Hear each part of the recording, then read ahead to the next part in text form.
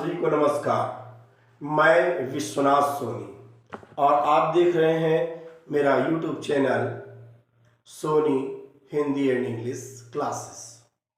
Dear guys, इस class के पहले मैंने अंग्रेजी के कुछ लेसन्स लिए थे, साथ ही साथ मैंने इंग्लिश ग्रामर का एक महत्वपूर्ण टॉपिक पार्ट ऑफ स्पीच लिया था, जो मेरे आप पिछले वीडियो में देख सकते हैं। जैसे कि आज का टॉपिक मैंने लिया है अलंकार। यह हिंदी व्याकरण का, यह हिंदी को अगर समझना है और उसके रस का पूरा आनंद लेना है तो आपको अलंकार का ज्ञान होना अत्यधिक आवश्यक होता है। चलिए आज अलंकार की, जैसे यहाँ पर हमने परिभाषा लिखी हुई है, इसी पे हम चर्चा करते हैं। सेशन बहुत छोटा होगा और बहुत ही रोमांचक रखने का मैं प्रयास करूंगा। अलंकार की परिभाषा हम देखते हैं कि काव्य की शोभा बढ़ाने वाले तत्व को अलंकार कहते हैं। ठीक है, काव्य की शोभा बढ़ाने वाले तत्व अलंकार कहलाते हैं। अब मन में एक प्रश्न आता है कि अगर हम परिभाषा को थोड़ा सा सरल करके देखना चाहें, है ना, तो सिंप्लीफाई करें तो काव्य क्या है। सबसे पहले हमने ये समझना पड़ेगा कि काव्य क्या है। तो देखिए, हर वो चीज जिसको आप पढ़ते हैं, सुनते हैं या देखते हैं और आनंद की अनुभूति करते हैं। काव्य लिखित भी होते हैं, इसे पढ़ा जा सकता है। काव्य श्रव्य भी होते हैं, इसे सुनकर भी आनंद लिया जा सकता है। और काव्य देखने योग्य भी होते हैं, इसे देखकर। तो काव्य हर वो वस्तु, जैसे कहानी को आप सुन भी सकते हो, पढ़ भी सकते हो, और उसी कहानी का यदि नाटक में मंचन किया जाए, ठीक है, नाटक के रूप में, तो आप उसको भी जो है देख के आनंद लेते हैं। तो काव्य सीधा समझिए कि काव्य जो है साहित्य की वह विधा है जिसे देखा जा सकता है, सुना जा सकता है। ठीक है, तो काव्य की शोभा बढ़ाने वाले या सुंदरता बढ़ाने वाले तत्व को क्या कहते हैं?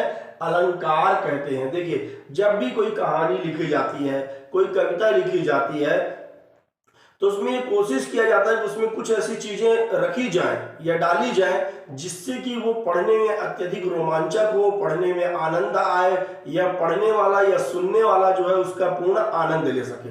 तो बहुत ही छोटी परिभाषा, इसे आप याद रखिएगा कि काव्य की शोभा बढ़ाने वाले तत्व क्या कहलाते हैं? अलंकार कहलाते हैं।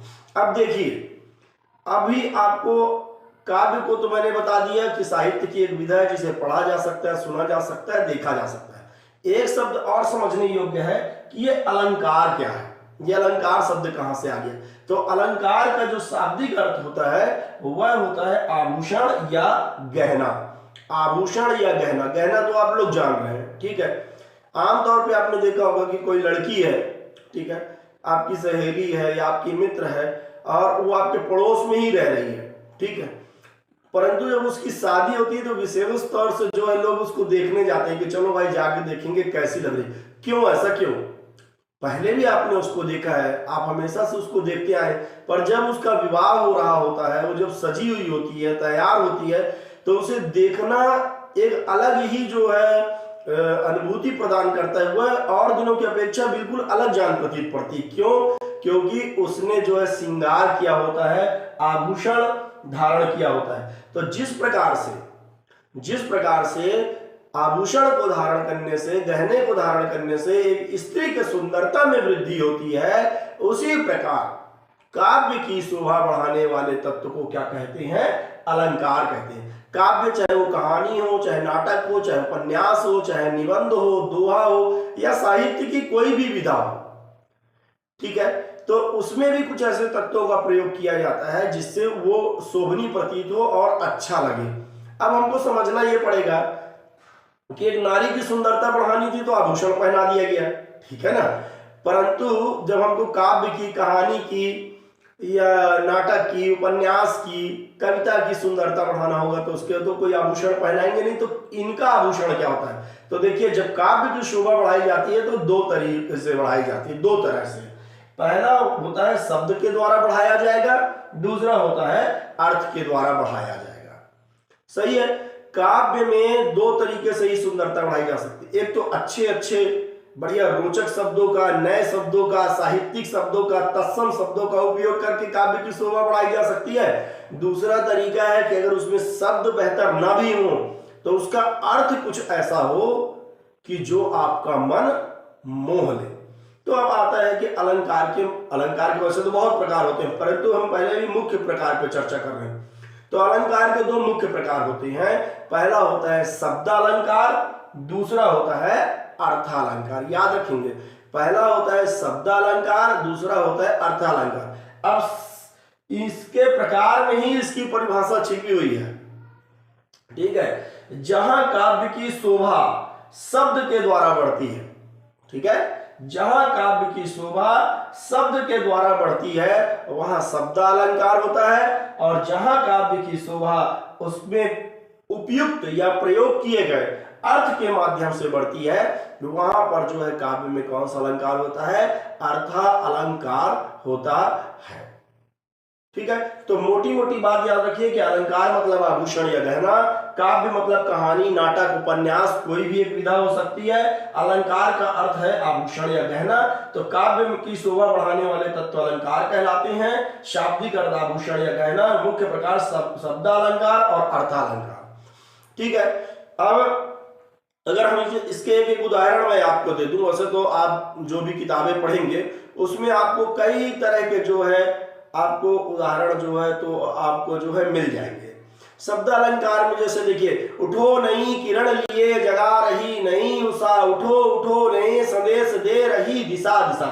शब्द अलंकार है, दिशा दिशा, उषा उषा, अच्छे शब्द का प्रयोग करके जो है सुंदरता पैदा की गई है, ठीक है। इसी तरीके से एक और उदाहरण देखते हैं, चित चित चारों ओर चौकी चौकी पर त्यों ही जहां तहां जब तब खटखट पात है।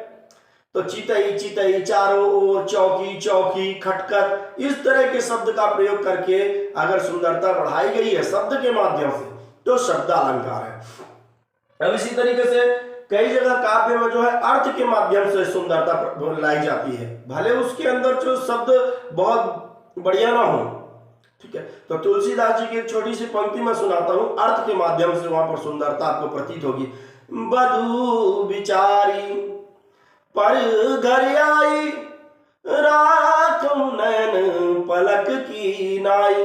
तो देखिए कि वधू जो होती है, बहू होती है, वो दूसरे के घर से आई हुई है, उसको उतना ही सहेज कर रखिए जैसे आंखों की पलकों को सहेज कर रखा जाता है।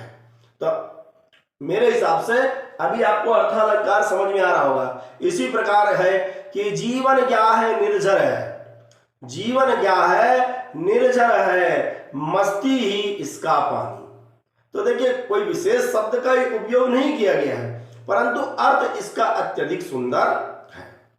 तो क्लास तो इतनी ही लेनी है। अब इसकी अगर हम प्रकार पे जाए कि शब्दालंकार के, तो शब्दालंकार के वैसे मूल तो 3 प्रकार ही होते हैं। अनुप्रास अलंकार होता है, यमक अलंकार होता है, श्लेष अलंकार होता है। इसमें भी अनुप्रास अलंकार बहुत मुख्य है। इसके 3 मूल और प्रकार होते हैं, उस पर अपन नेक्स्ट सेशन में चर्चा करेंगे। अर्थालंकार के भी कई प्रकार होते हैं, जैसे उपमा अलंकार है, रूपक अलंकार है, उत्प्रेक्षा अलंकार है, और भ्रांतिमान अलंकार है, संदेह अलंकार है, अतिशयोक्ति अलंकार है, और इसके भी कई मूल जो है अन्य प्रकार हैं। उस पर जो है अपन बाद में जो है चर्चा करेंगे नेक्स्ट सेशन में। इस आशा के साथ कि यह कक्षा आपको बहुत अच्छी और रोमांचक लगी होगी। शायद मैंने अपना प्रयास बेहतर किया हो, और मुझे तो नहीं पता, ये आप ही बताएंगे कि मेरा प्रयास कैसा है। परंतु अगले सेशन में जब मैं आपसे मिलूंगा तो शब्दालंकार और अर्थालंकार के जितने भी प्रकार होते हैं उन प्रकारों पे विस्तार से होगी चर्चा। आज के लिए मैं विश्वनाथ सोनी आपको करता हूं नमस्कार। मेरा यह प्रयास अगर आपको अच्छा लगा हो तो प्लीज एक लाइक करें और 101% यूट्यूब में सब्सक्राइब करें। Thank you.